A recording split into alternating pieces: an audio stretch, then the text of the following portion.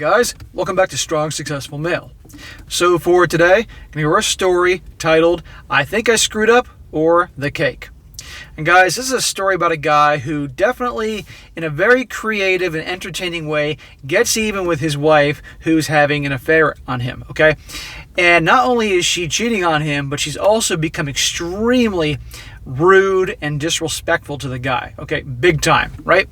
But as I go through his story, you're going to see that in the beginning, she was a pain in the ass in her own right about certain things, but once obviously that passed, it seemed in his view they were having a good time together, but then the pandemic hit, and that's when things started really going downhill. Lots of couples have ended up splitting up or getting divorced because of the pandemic, because they're stuck at home with each other, can't ever get out, and they're fighting, and there's all sorts of problems and drama. It's become a big thing, right? And like I said, guys, he definitely is creative with his when he serves her, okay? And the word cake is in the title. I want you to keep that in mind. Remember that later on down as I get to the end of the story here. And I want to point something else out, guys. I know a lot of you guys follow me that are either married or in relationships, or maybe you're single but want to be in relationships one day. This guy definitely does some things that doesn't help his situation with her. So I'm going to point these things out along the way to so that way you guys don't make these same mistakes, because it definitely caused some friction in his relationship with her. It doesn't justify her actions, not by any means, but he definitely acts like a little bitch with certain things, so it needs to be pointed out here. And there's other things about female nature I'm going to point out here as well, just to help you guys out. And by the way, this is going to be part one of part two, because part one and two will be too much together, so I'm doing the part one today, and I'll do part two tomorrow to show you how this all ends. And lastly, big shout out to John for sending me this article here. Again, guys, you ever find any good articles you want me to go over, just send me them, email to me, and I'll give you a shout out. So, starts off, I tried posting this in Surviving Infidelity, but the bot didn't like it, could really use some insight.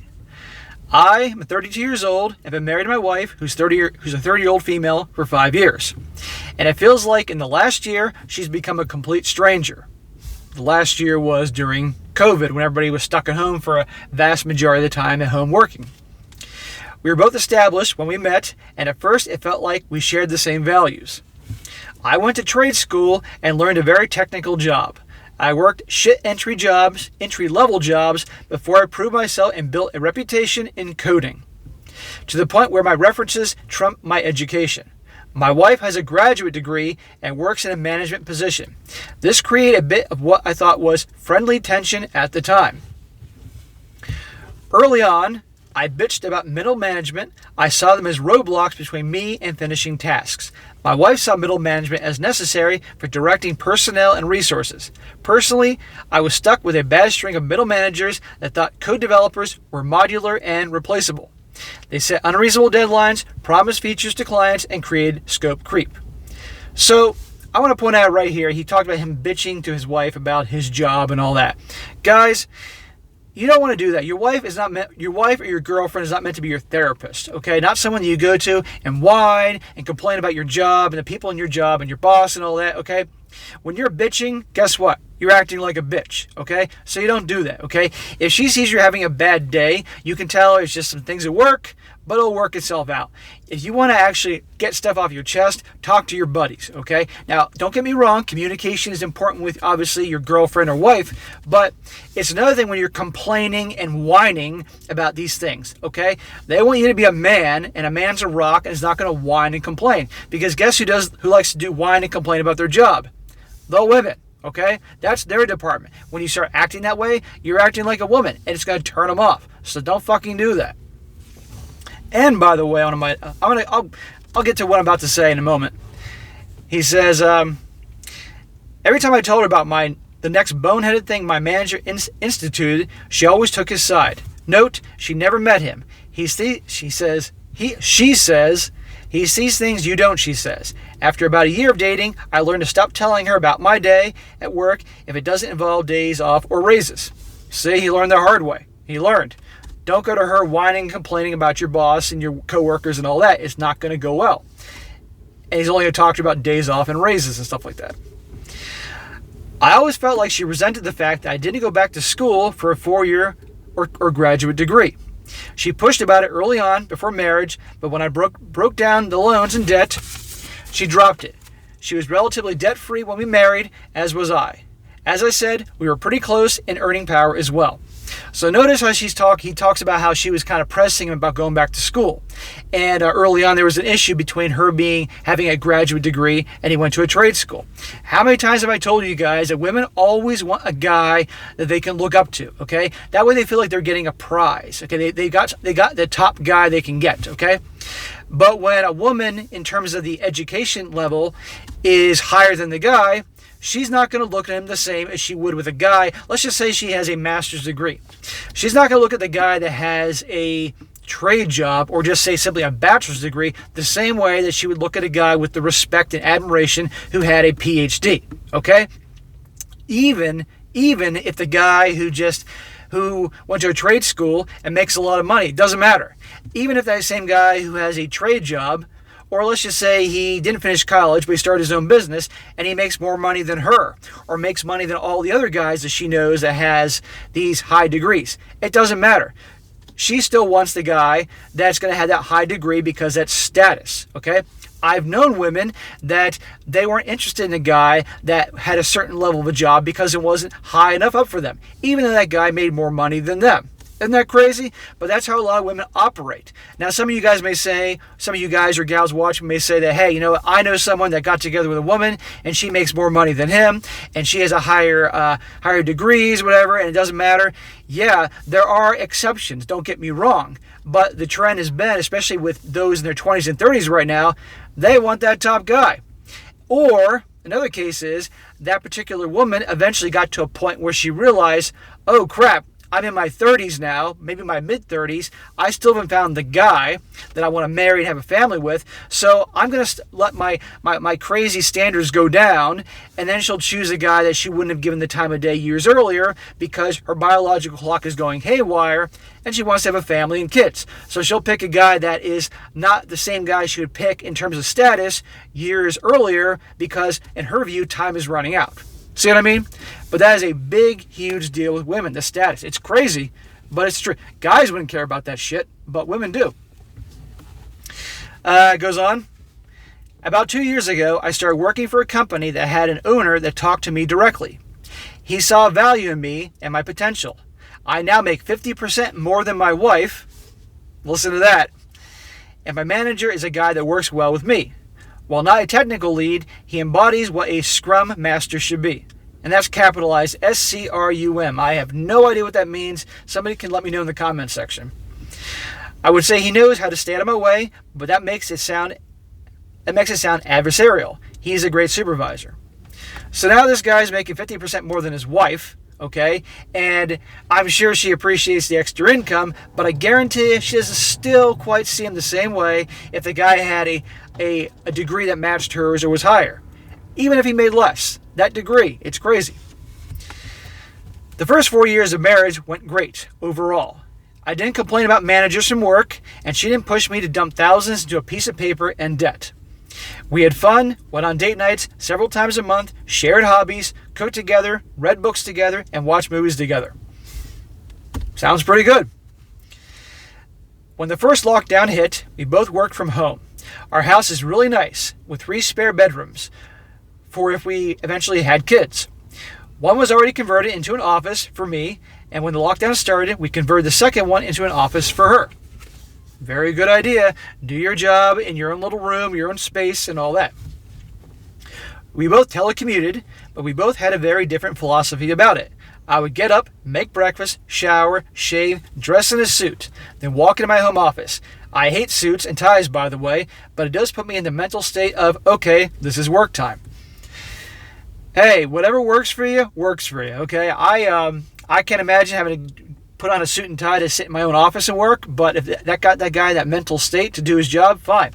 Most people during the lockdown and pandemic were sitting on the couch in their pajamas, you know, and wear the same clothes they've been wearing for 3 days with their hair sticking up in the air and guys needing a shave and all that. That's just how it was. My wife, however, rolls out of bed, eats breakfast, brushes her teeth, puts on a t-shirt and sweatpants, and goes into her office with the iPad to play Candy Crush between emails. I guess I see it as work from home, and she sees it as work from home. The spellings are different to make his point. I digress. It's the weirdest thing how proximity can create distance. She has several meetings a day, and I can tell because she keeps her door wide open and I can hear them. I have one meeting a day, a scrum, and it's short. I close my door for mine. 5 months ago, she said she felt insulted that I closed my door for the daily scrum. I explained that it's for peace and quiet and to keep my mind focused on work.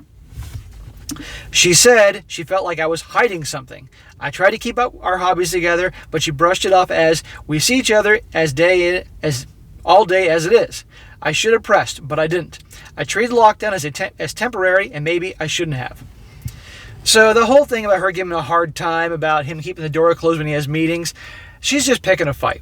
That's it. She's obviously upset about other things, and everybody was during the lockdown. That's being fair here. That was her picking a fight. That was her looking for some drama because she was obviously upset and just wanted to stir things up, which women do. Okay, let's be honest here. And this guy, he shouldn't have tolerated it. He should have called her out. Don't give me a hard time because I do meetings with the door closed, because that's just how it is. You know, I'm a person that if I'm having a meeting or if I'm talking to somebody on the phone, I want people to hear my conversations. It just doesn't feel right to me. It got really bad when her company instituted a partial office reopening. She jumped at the chance to be part of the 50% of the company back in and rearranged an office to allow social distancing. I don't blame her. I miss working at the office too, but my company hasn't opened up the offices yet, and as long as I have access to my development environment, it really isn't needed. I think several of her other coworkers got into her head. She would stay after work to hang out with them, have drinks at coworkers' place. I pressed and wanted to know more, but she was secretive and guarded. She became colder and colder too. Pay attention to people's actions, and obviously in this situation, he should be paying attention to his wife's actions. If everything was cool, supposedly before they got the pandemic hit, and all of a sudden now there's been drama at home, and now she's been very cold and guarded and staying out late, you gotta pay attention. When there's smoke, there's fire, guys. Always pay attention to the red flags. And especially pay attention to her friends and coworkers, okay? You get a woman that's with a bunch of female coworkers that are all, if she's married and supposedly happy, and they're all single or divorced, they're either divorced and probably unhappy, or single but wanting to be married and unhappy, guess what? That could have an impact on her. They could try to sabotage her. And you're going to see later on in the story that actually is the case. Not an excuse, but it does happen. I felt like I had a roommate and not a wife at that point. Last month on a weekend, she put her old iPad on the desk and said, "Can you wipe this? I want to gift this to my niece." I shrugged. I often do that sort of thing for the family, and I didn't think much about it. Off she went to another company gathering, and I switched on the iPad. Maybe my wife was becoming so brazen, maybe she thought I wouldn't check and just do a factory reset. Point is, I checked and saw her messaging app. Pics, videos, instant messages with her, wait for it, boss. They've been having an affair for 2 months. Hence all the bad behavior, hence all the cold shoulder that he was getting, hence the late nights, all that. What I tell you, where there's smoke, there's fire. Pay attention to the red flags, guys. I can't describe the feeling in my veins. It was like my blood turned to ice. It reminded me of the scene in Equilibrium where the polygraph flatlined. I copied everything, packaged it into cloud storage that I use for development projects separate from work, and started looking for a lawyer. I didn't confront it at first because I wasn't sure what I would do. The new sensation in my body felt like I was both numb and walking through water. She didn't notice or didn't care. By that point, we were already dead in the bedroom. We were really in the roommate stage, I guess. I contacted a lawyer, and he wanted to keep investigating and keep me to keep my mouth shut. He suggested I get a private investigator and suggested a good one. For the last 4 weeks, we were gathering evidence, and he was preparing the filing for a divorce. Be patient, he kept telling me, and my ice-filled veins and her indifference made it easy at first. Yesterday, my lawyer told me he had the filing almost ready. Our state is at fault, and the PI got photos, videos, plus the text. It was pretty much a slam dunk. Then last night, I don't know what happened to me, but the ice turned to fire. She came home, late of course, and I don't even remember what she said to me, but I went off. I said, "I hope it was worth effing your boss." She turned mean, nasty, vindictive. She said, I wasn't there for her emotionally. I was just lounging all day at home, even if I was earning the lion's share at home. I wasn't intellectually stimulating, even though I worked a highly technical job. I told her I had a lawyer, and she laughed. So she didn't deny it, right?